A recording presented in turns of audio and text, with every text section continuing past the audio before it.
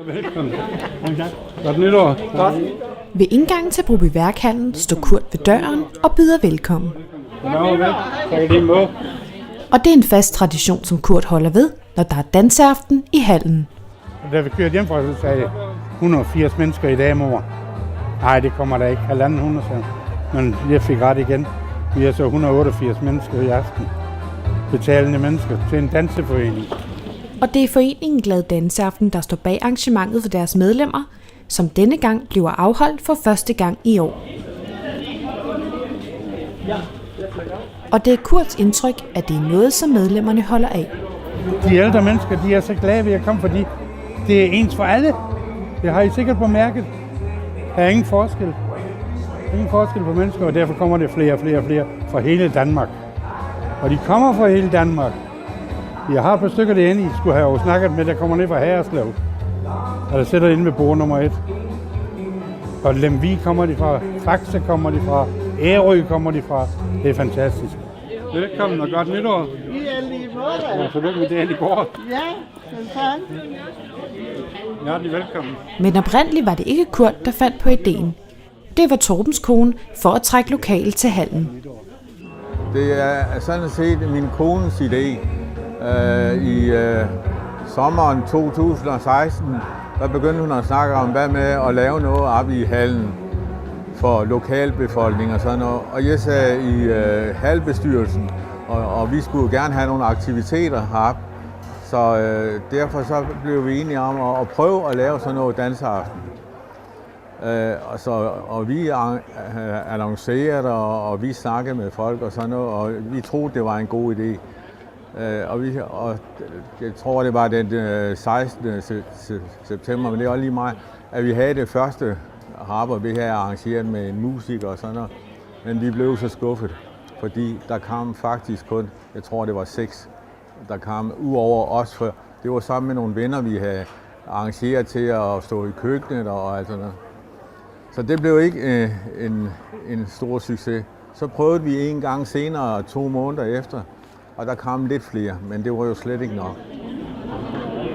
Men da det virkede mest håbløst, så skete der pludselig noget, der vendte op og ned på arrangementet.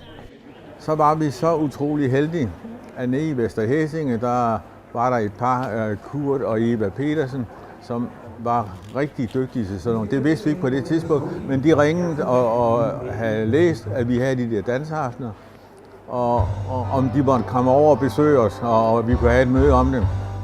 Og det sagde vi selvfølgelig ja til. Og de kom jo med al den erfaring, de havde.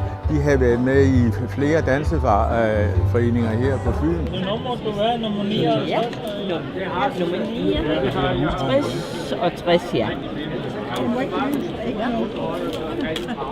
Og velkommen til og godt nytår. Og det blev så en realitet, og så begyndte vi først i en lille sal her i hallen. Og første gang, der kom der, jeg tror det var 50 stykker og sådan noget. Og det Eva og Kurt, de havde en hel masse venner fra danseforeningen, som de jo kunne fortælle noget om det. Og efterhånden så fik vi det mere og mere styr på det. Og så begyndte det jo at deltagerantallet blev større. Og så på et andet tidspunkt, så blev vi enige om at simpelthen lave en forening. Og det gjorde vi så. Og nu er det jo så blevet, vi er måttet flytte ind i en stor hal. Og i dag, der kommer der et sted mellem 170 og 250-60 stykker hver gang.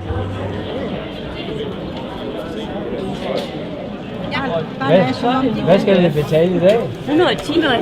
Det har jeg ikke. Jeg har 150. Og de er nye. Jeg har 117. Det kan Ja, jo. Jeg finder lige dit kort også. Ja, tak. Nu er jo den hus af skolecomputerpige. Nej, nu er jeg lige stået med Vi har lyst til at lave noget for folk, der gerne vil ud og danse. Og der kommer så mange glade mennesker, så det nyder vi. Det var jo sådan set dem, der havde startet det op herovre. Men det vil ikke fungere for dem. Og så ringede Eva herovre, og så sagde hun, må vi komme over og være med? Det kan I tro. Og så vi har sådan set overstaget med det samme. Vi kører det her, og næste gang så er vi 50-100 mennesker. Nej, sagde det kommer der aldrig. Og det kom til 68 mennesker første gang. Og så er det ellers bare her kommet helt op. Og i dag er vi 670 medlemmer. Det er en flot forening. Det kalder jeg for en flot forening. Godt. Og sådan en der. Ja, det er meget fint. Tak for det. 231, hvis det er det samme nummer. Ja. Vi holder de der danseaftener en gang om måneden. Og med skiftende musikere. Og nu er det så delt lidt op sådan af selve danseforeningen. Får indtægterne fra indgang, og så betaler de musikken, og de betaler koda og sådan noget. Og vi andre, vi render her, og så er det cafeteriet, det går til hallen, altså overskud og cafeteriet går til hallen. Og der er vi jo en 8-9 stykker, der er i køkkenet og render og er praktiske grise og sådan noget. Den er her, Torben.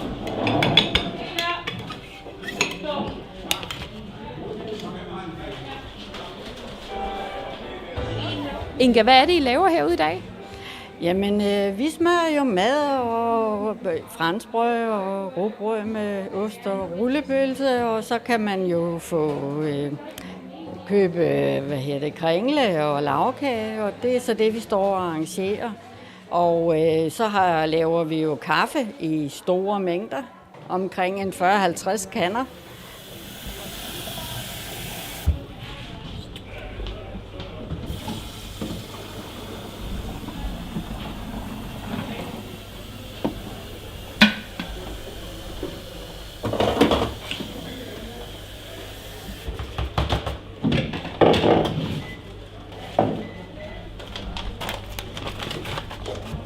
Så har vi brugt alt kaffen. Ja. Det går lige vand. Den har jeg her. Vi ved, hun har sin gemmer. Yes. Og vi starter jo tidligt om eftermiddagen for at få det hele til at køre, ikke også? Så det er et stort arbejde. Ja, men vi nyder det, fordi vi kan lide at gøre det, ikke også? Altså, vi er rigtig godt team, så det er rigtig fint. Jamen, jeg har også skænket. Ej, hvor godt, Inge. Sådan. Får du nogensinde tid til at komme ind på dansegulvet så? Ja, det sker. Når de forskellige har fået det her at spise og ting og sager, ikke også, så kan der godt lige blive en enkelt sving om os. Det gør vi også. Bare til nærmere, de flyver med. Jeg er nok tallerkener. Hvor mange er I i køkkenet til at tage fra, når der er så mange mennesker? Ja, men vi er kun 3-4 stykker, men så kommer der lige en enkelt eller to mere hjælper til, når vi skal vaske op og sådan noget der, for der skal jo ryddes op bagefter.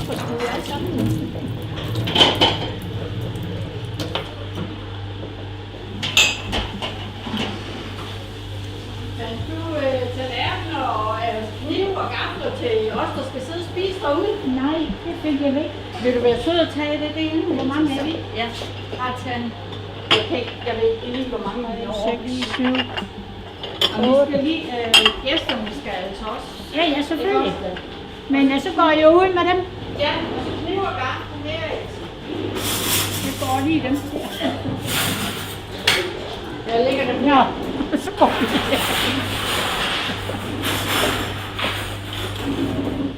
Hvad giver det for dig at se så mange glade mennesker?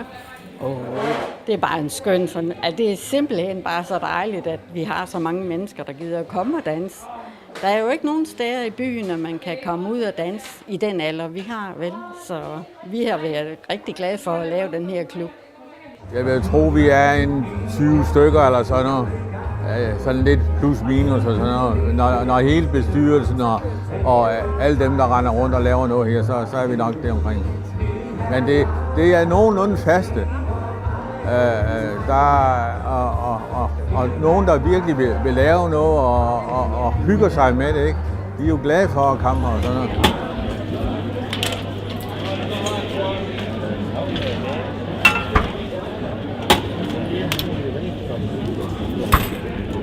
Det var... 60. Ja. Det er helt cool at hente. Hvad siger du? Hvad har du for nyt? Hvad har du til kaffen, eller har du en øl? Jeg har... Jeg kan godt tage. Jeg skal have sådan en... Den lige der? ud, ja. Ja.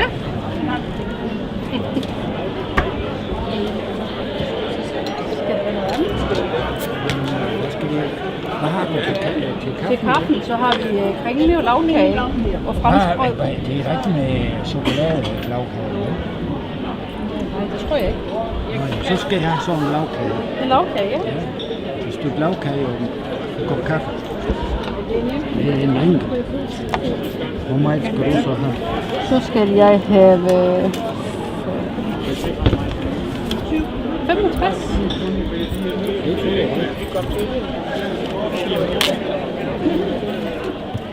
4 gange om året har vi spisning. Og som jeg sagde før, så plejer vi, i hvert fald de 2 af gangene, at give en platte, altså give maden. Og så kommer der selvfølgelig lidt ekstra, men stadigvæk, så skal man være medlem for at kan få det tilbud. Så det skytter de mig på. Hvordan bliver man medlem af foreningen? Ja, man kommer bare op og melder sig ind, og det koster 10 kroner for et medlemskort, så det er simpelthen symbolsk. Nå ja. Det her, det er den rigtige rosé. Det der, der er kun 5% i. Okay. Og så skal jeg have en rullepølse med. Ja. Med franskbrød. Ja. Ja. Jeg skal have en Og det er rullepølsen, så. Ja. Maxi uden sukker, og så skal jeg have en rigtig øl til det der. 25 og 20 vil 45, 145. Nu skal du se. Ja. Ej, 10. Jamen her er 100. Hvor meget har du skulle have? Skal det 145? Jamen, det skal du bare se. Jamen, nu er der for mange. Hvor meget har du det? Det her, det er 100. Og 10, 20, 40, 20. Ja, du skal have kun 145, ikke? Ja. 100 Og så er der 40 der. Ja, så skal du have en 10'er. Sådan. Og så får du lige Hvad har du købt? Jamen, jeg har købt rosévinen. Det var hjemme på vej til at købe. Og så har jeg købt rosévin af vejen. Så tager du, hvad her? Så skal jeg af med nogle penge. Ja, du skal bare hente nogle plads.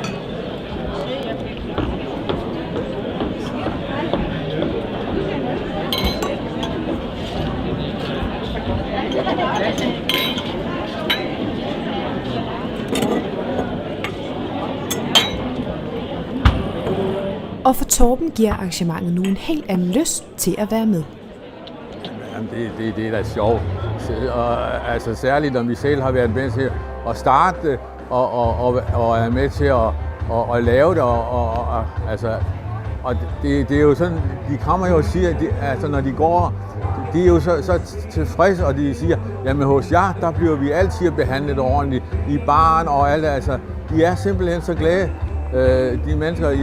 Altså, jeg ved ikke, om vi har fået noget kritik.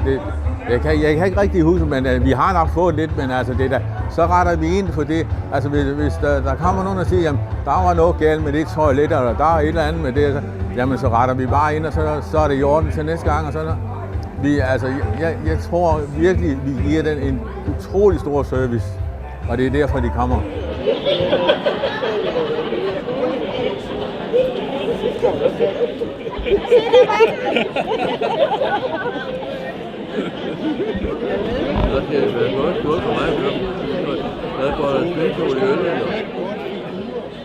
Sådan som min kone, hun ved jo virkelig, hvad det her det drejer sig om.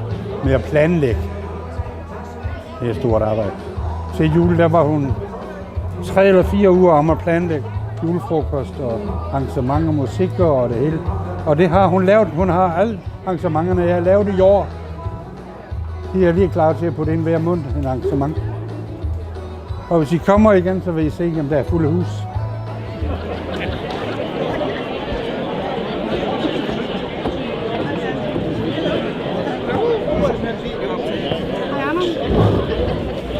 Kom frem.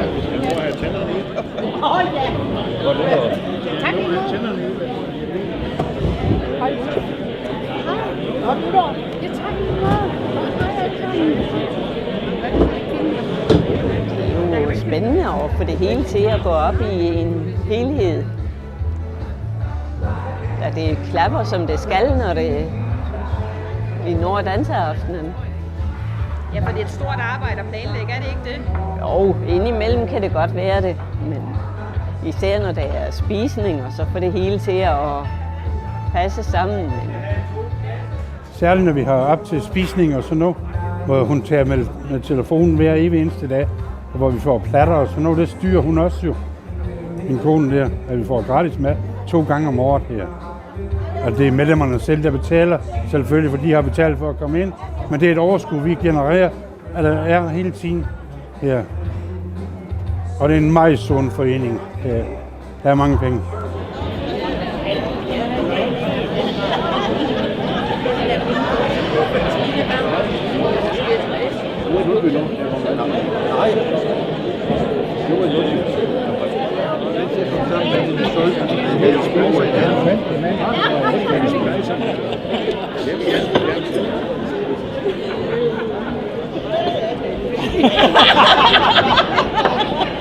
Dem, der kommer her, det er nogen, der virkelig kan lide at danse.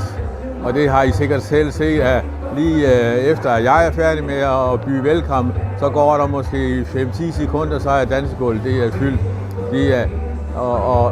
Og folkene kommer jo helt fra Fyn, altså rundt omkring. Der kommer også nogen fra Sjælland, der kommer også nogen fra Jylland. Altså, vi er blevet virkelig berømt. Og fra at være ingenting, så er vi blevet den største danseforening på Fyn, og nogen siger endda, at vi er den største danseforening i Danmark. Jeg tør ikke sige det, men det er der i hvert fald nogen, der siger, at vi er. Så det er virkelig blevet en succes. Det må vi nok sige. Ja. Ja, god aften og godt nytår. Endelig kom vi i gang. Det er jo den eneste gang om året, hvor vi ikke starter helt til tiden, på grund af, at vi skal have fornyet vores medlemskort.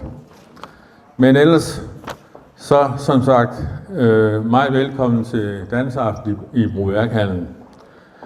I aften er det Jørgen Bavngård, der står for musikken. Og det er sædvanligt, jeg plejer at sige, pause fra kl. 21 til 21.30.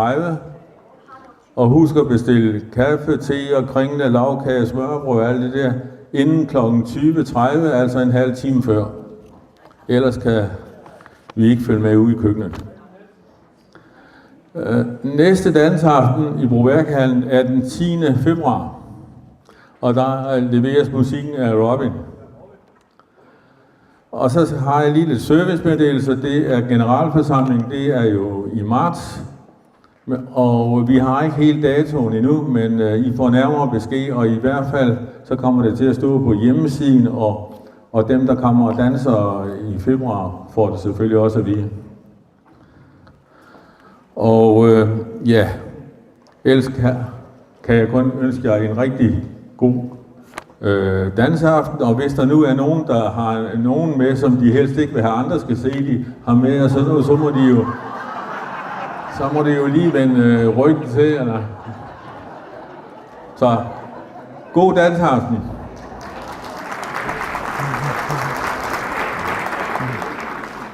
Ja, velkommen alle sammen her til danseaften. Vi skal have svunget træbenene lidt og starter med lidt Candice musik.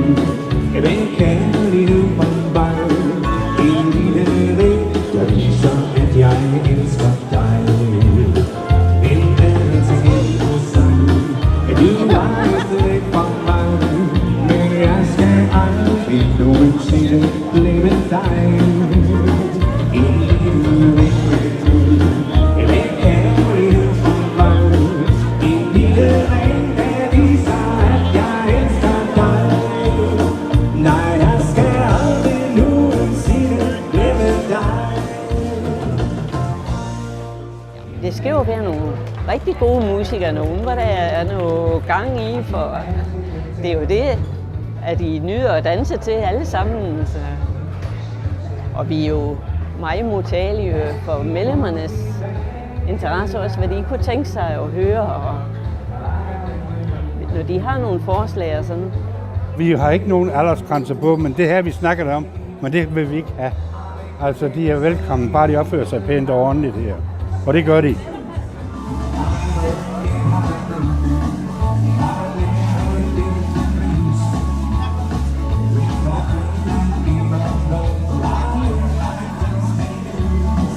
Der er ikke ret mange under 50'er, men musikken er også derefter og sådan noget, og det er jo den musik man danser til, når man er til sølvbryllup eller guldbryllup eller sådan noget, ikke? Det er det, de kan lide.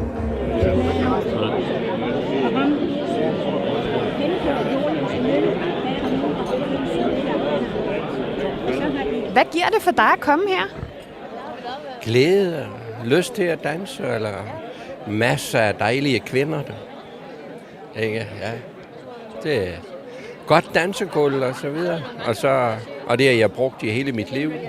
Det er rigtig hyggeligt. Masser af dejlige mennesker, der er her, og god musik. Og det er skønt at få danset. Det er godt. Vi kommer ud, og vi møder nogle mennesker, og ja, det er rigtig fint. Har du altid danset? Nej, det sidste års tid har jeg danset, og der har jeg været med her.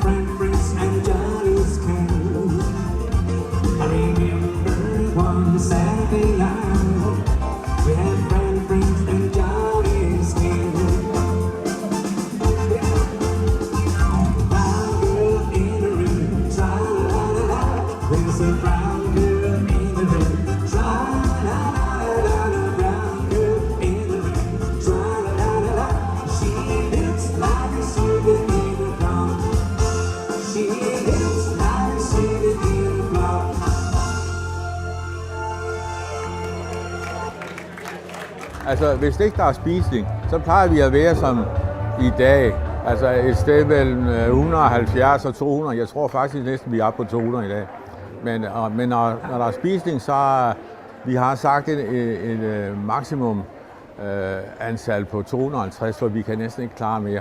Altså det er både noget med køkkenet, men det er også vi andre, som kan rende og ordne alle mulige ting, rydde af og alt muligt. Vi kan næsten ikke, for jeg tror nemt, vi kunne have kommet op på 300, hvis det var det.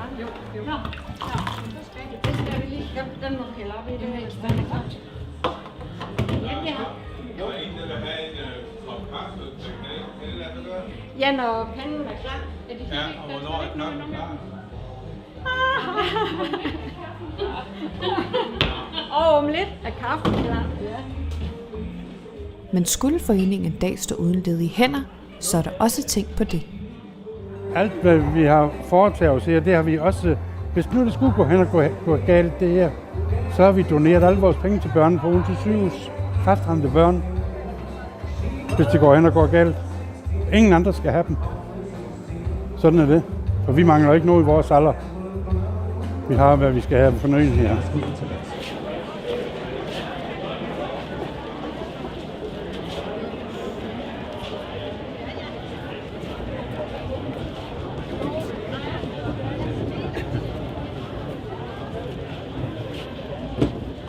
Hvordan kan det være, det er lige her, du kommer og danser? Fordi jeg kender mange mennesker her efterhånden, og jeg synes altid, det er glade mennesker og dansevenlige mennesker. Det er mange gange igennem årene.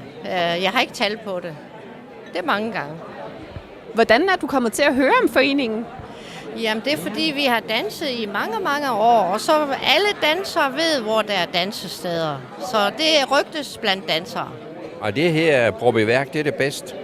Det er så absolut det bedste, jeg har oplevet her som seniordanser. Det er det. Nej, hyggeligt, god stemning altid, og god musik.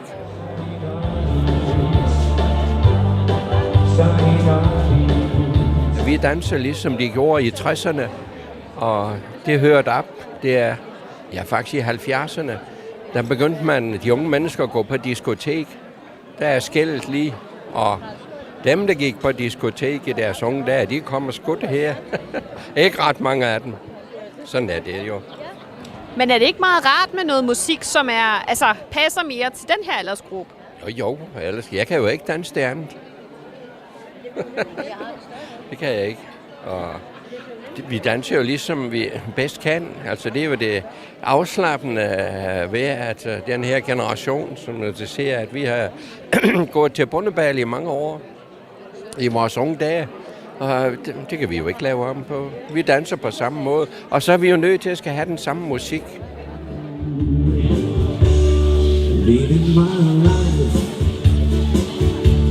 with you on my mind, thinking of things that I left behind. It's been so long, doing all we can do to get back to you. California blue, California blue. We are nothing else to do. California blue, every day I pray, I'll be on my way, singing love for you.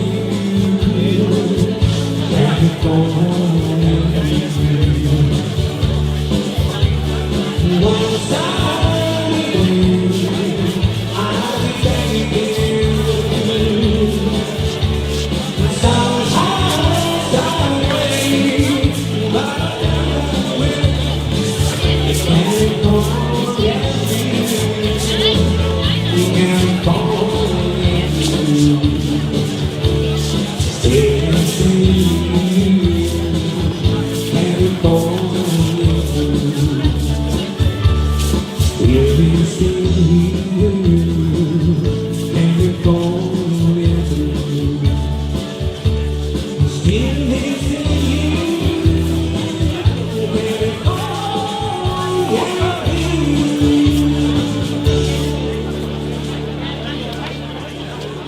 danser I også nogle gange ude på gulvet? Ja, det gør vi, men Kurt han har jo haft nogle blodpropper, så han kan ikke danse så meget mere, som han har kunnet. Det er lige på enkelte danse, og så holder jeg godt ved ham. Så. Jeg har jo haft en del blodpropper i hjernen, og det kniver lidt med balancen. Derfor så jeg danser med min kone. Hun ved, hvordan hun skal holde ved mig. Og så går det ellers stille og roligt det uge af. Der kommer også en del, og vil gerne danse med mig. Men de kender også mit motto, hold ved Kurt, for ellers så falder han.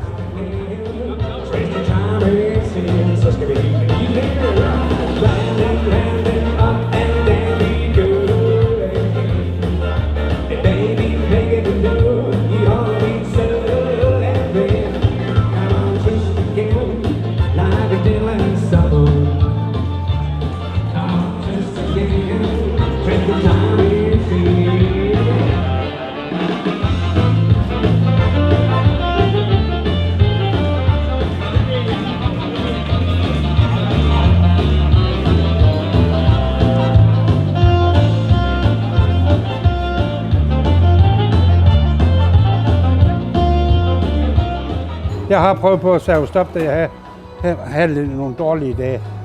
Nu stopper jeg, men der var de alle sammen og sagde, nej Kurt, det gør du ikke. Du stopper ikke, for så har vi ingen danseforening længere. Vi har jo et netværk uden lige over hele Fyn. Mig og Sjælland har vi et netværk. Så vi er glade ved det her. Vi kan jo næsten sige, at vi er næsten ligesom Mariehaven, hvor alle mennesker de kommer og nyder livet. Det kan vi jo se. Det er behageligt. Det er virkelig behageligt. Og glade mennesker. Og hvis I er blevet her, så skal I bare se, når klokken den er 11:30, hvordan mennesker de kommer og giver os krammer. Tak for i aften. Og det varmer. Det varmer rigtig meget.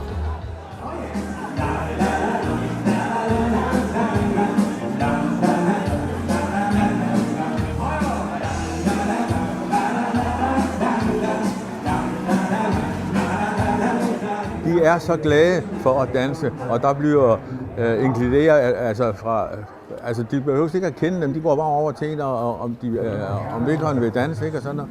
Altså det er bare det, de kommer ud og danser, og det er det, der tæller. Så du tror, I har ført nogle mennesker sammen med det her? Ja, det har vi helt sikkert, det ved vi har. Men ikke for det er ikke sådan, det er ikke en dateklub. Nej, men det har vi da.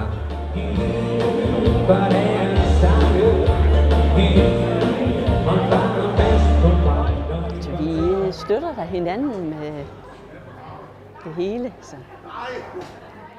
Er det sjovt at have sådan et arrangement sammen, at man kan gå op i som ægtepar? Ja, det er det. Så, det var jo ikke så nemt, hvis der kun var den ene, der var interesseret i det, så ville det måske nok tage for meget tid.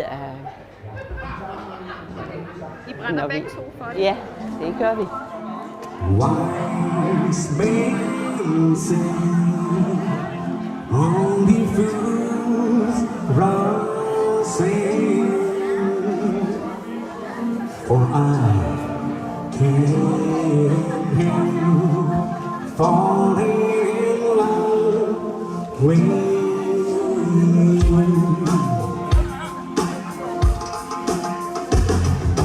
Wise men say, only fools rush in, for I can't help falling in love with you. Shall I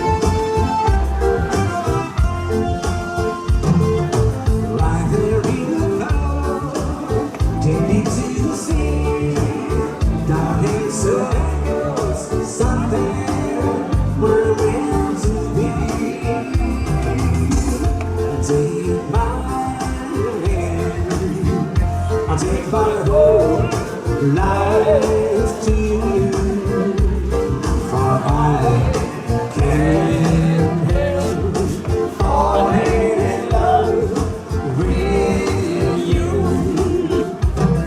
for I can't help falling in love with you.